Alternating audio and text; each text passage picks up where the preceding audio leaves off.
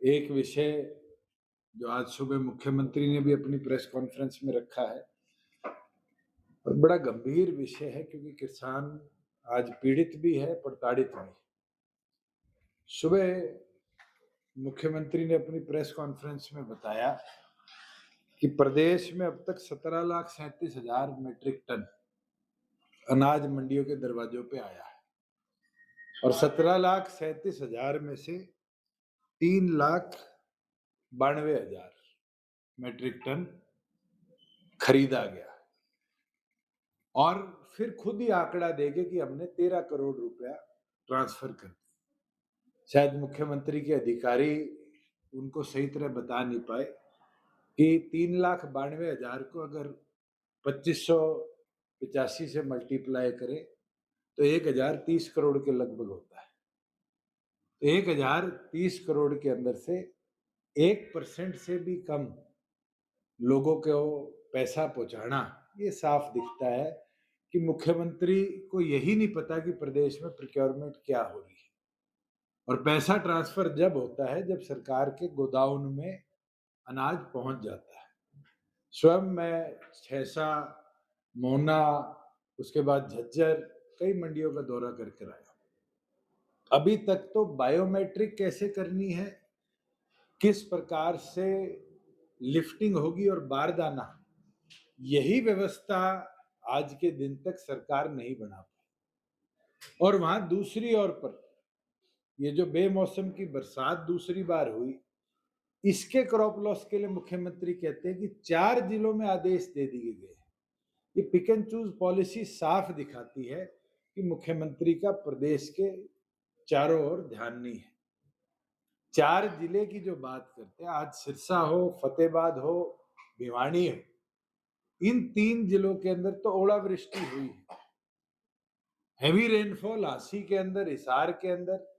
और यमुनानगर से लेके पंचकुला, अंबाड़ा, इस पूरी बेल्ट के अंदर हुई। और तेज हवाओं की वजह से जहां जहां पानी खड़ा था, पूरे प्रदेश में वीट को भी नुकसान हुआ है और बेमौसम बारिश की वजह से जो कटी हुई सरसों थी उसके अंदर भी लॉस हुआ। स्वयं जब मैं झज्जर गया और मोना मंडी गया तो मैंने वहां जो हैफेड के अधिकारी थे या मार्केटिंग कमेटी के सेक्रेटरी थे, उनसे पूछा कि ये 12 मॉइस्चर से कम की गेहूं क्यों नहीं खरीदी जा रही। तो जवाब आया कि जी अभी लस्टर लॉस, जो दाने की शाइन कम हो जाती है या थोड़ा कालापन आ जाता है, उसका अभी तक अप्रूवल नहीं है। और जब मैंने यहाँ डिपार्टमेंट में चेक कराया तो अभी हरियाणा सरकार की ओर से केंद्र सरकार को लस्टर लॉस वेव ऑफ करने के लिए आग्रह ही नहीं भेजा।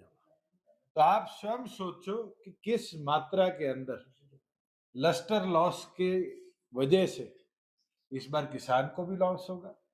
और किसान के साथ साथ बड़ी मात्रा में आड़ती को भी नुकसान झेलना पड़ेगा। तो मैं तो एक मांग जरूर करता हूं मुख्यमंत्री से कि अगर वो कहते हैं कि 3,92,000 मेट्रिक टन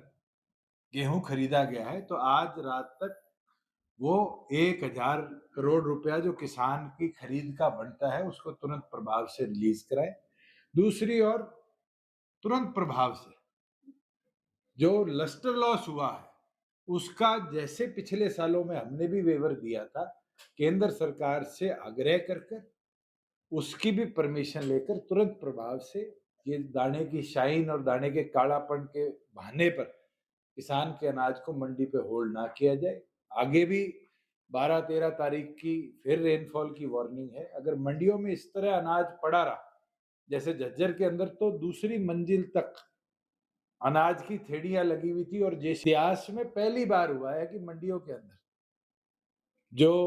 अनाज है उसको मूव करने के लिए मजदूर की बजाय जेसीबी का इस्तेमाल। मैं ये मांग करता हूं कि तुरंत मंडियों के अंदर से वो माल उठाकर सरकारी गोदामों में पहुंचाया जाए और किसान को जो माल मंडियों में आ चुका है, लगभग 17.5 लाख मीट्रिक टन, उसकी तुरंत प्रोक्योरमेंट की प्रक्रिया को समाप्त कर कर उस सारे फसल के अनाज के पैसे किसान को पहुंचाने का काम करें। दूसरी ओर मुख्यमंत्री और उनकी टीम ने परसों एक बड़ा फैसला लिया कैबिनेट की बैठक में, जिसमें मिनिमम वेज मजदूरी की जो है अनस्किल्ड से लेकर हाईली स्किल्ड तक की, वो 11,000 और 14,000 से बढ़ाकर 15,200 से 19,000 शायद 400 के लगभग स्किल्ड की करी है। बड़ा अच्छा कदम है और होना भी चाहिए था, क्योंकि मगर एक चीज जो गणित से बाहर हो जाती है और ये अधिकारी कितना स्मार्टली प्ले करते हैं, वो आपको आज बताना चाहूंगा। अगर किसी साथी के पास कैलकुलेटर है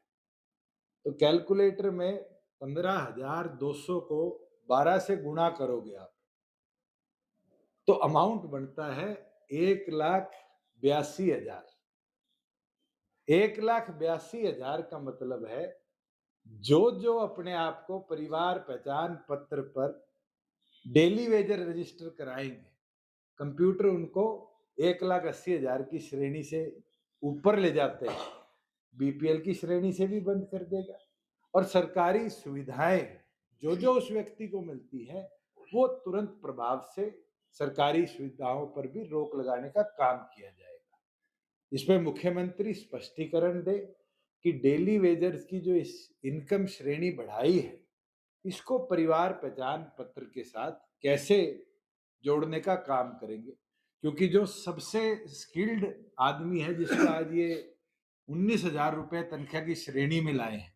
अगर मैं उसकी कैलकुलेशन करूं तो मेरे ख्याल से लगभग 2,35,000 के आसपास उसकी सालाना आय अगर 12 महीने से हम मल्टीप्लाई करेंगे तो पहुंच जाएगी। पिछले दिनों आपने देखा है कि किस तरीके से परिवार पहचान पत्र का बहाना लेकर प्रदेश के अंदर लगभग 40,000 बुजुर्गों की पेंशन काटी गई, 8,000 के आसपास विधवा औरतों की पेंशन काटी गई, विकलांगों की पेंशन काटी गई। और तो और खुद मुख्यमंत्री ने विधानसभा में माना है कि हमने 12 लाख परिवारों के पीले राशन कार्ड काटने का काम किया। तो ये जो पीपीपी का फंडा है और जिस तरीके से इसकी प्रोग्रामिंग करी जा रही है सरकार द्वारा, उसका एकमात्र उद्देश्य है कि लोगों को बीपीएल की श्रेणी से बाहर किया जाए। हम ये मांग करते हैं क्योंकि डेली वेजर को दिन की दिहाड़ी मिलती है और दिन की भी घंटों के हिसाब से भी कई बार दी जाती है। उसको 15,000 रुपया 30 दिन की जॉब के बाद रिसीव होता है। अब सरकार अगर उससे कैलकुलेशन करेगी तो गरीब आदमी कोई भी फिर सरकारी लाभ भविष्य में ले नहीं पाएगा। तो हम ये मांग करते हैं कि इस इंक्रीज को, जो मिनिमम वेज का इजाफा हुआ है, इसको परिवार पहचान पत्र से बाहर किया जाए। क्योंकि अगर इसको परिवार पहचान पत्र में जोड़ दिया तो प्रदेश के बहुत से गरीब आदमी पीपीपी से बाहर हो जाएंगे और उसके लिए फिर चाहे हमें गवर्नर साहब से मिलना पड़े या डिस्ट्रिक्ट लेवल पर इसका विरोध करना पड़े, जननायक जनता पार्टी पूरी तौर पर इसका विरोध भी आने वाले भविष्य में अलग अलग मजदूर संगठनों के साथ मिलकर करने का काम करे। और तीसरा एक मामला है जो मैंने 24 फरवरी को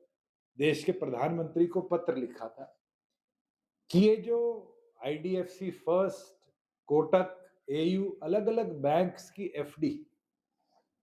ये प्राइवेट खातों में ट्रांसफर कर कर, और जो स्कैम प्रदेश के अंदर आया, फिर चंडीगढ़ यूनियन टेरिटरी का भी आया, और चर्चा है कि अलग अलग प्रदेशों में भी इस तरह की घटनाएं हुई।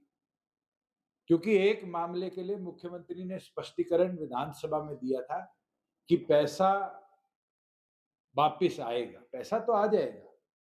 मगर ये किस मोडस ऑपरेंडी से चला, क्योंकि मल्टी स्टेट क्राइम था, इसको सीबीआई को ट्रांसफर करने की बात 24 फरवरी को हमने करी थी। हैरानी है कि 25 मार्च तक मुख्यमंत्री ने बारी बारी इसमें जिन लोगों ने बड़ी मात्रा में चोरी करी है उनको बचाने का काम किया, और 24 फरवरी से 25 मार्च तक इसको स्टेट विजिलेंस ब्यूरो देखने का काम कर रही थी। जब यूनियन टेरिटरी और मल्टी स्टेट क्राइम की व्यू आई तो फिर मुख्यमंत्री ने इसको ट्रांसफर करने की सिफारिश करी, और मुझे खुशी है कि 2 दिन पहले सीबीआई ने